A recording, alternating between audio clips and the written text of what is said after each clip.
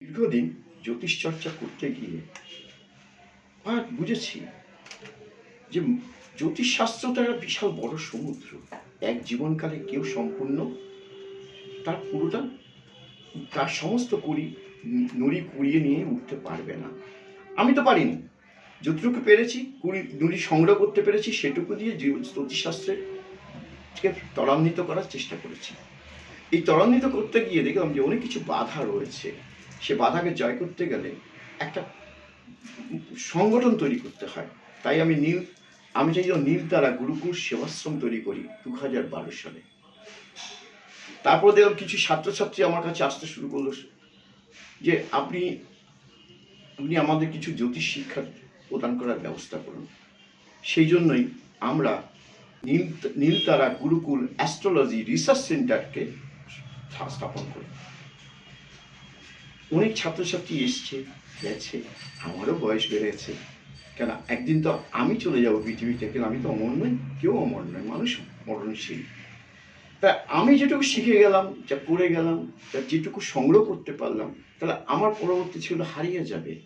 সেই জন্য সর্বদাই চেষ্টা করেছি বা করে যাচ্ছি যে নীলতারা গুরুকুল অ্যাস্ট্রোলজি রিসার্চ সেন্টারের মাধ্যমে যারা যেসব ছাত্রছাত্রীরা এসে এখানে পড়াশোনা করবে, আমি তাদের মধ্যে সমস্তটা বিলিয়ে নিয়ে যাব।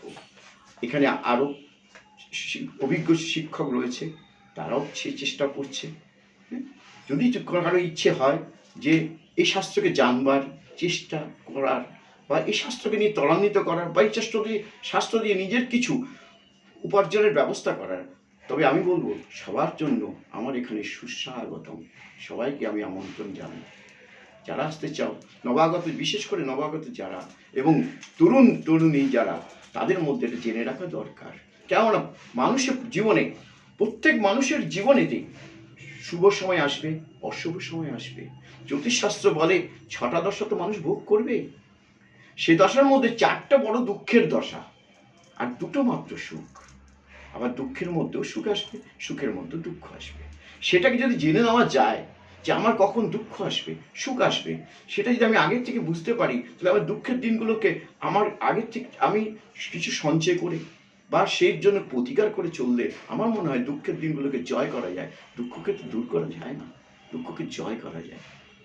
তার জন্য অনেক মাধ্যম রয়েছে, রত্ন আছে, শাস্ত্র, মন্ত্রশাস্ত্র রয়েছে, তন্ত্রসাধনা রয়েছে, তন্ত্রশাস্ত্রের অনেক পদ্ধতি রয়েছে এবং নিত্য কর্মের মধ্যে দিয়ে রয়েছে।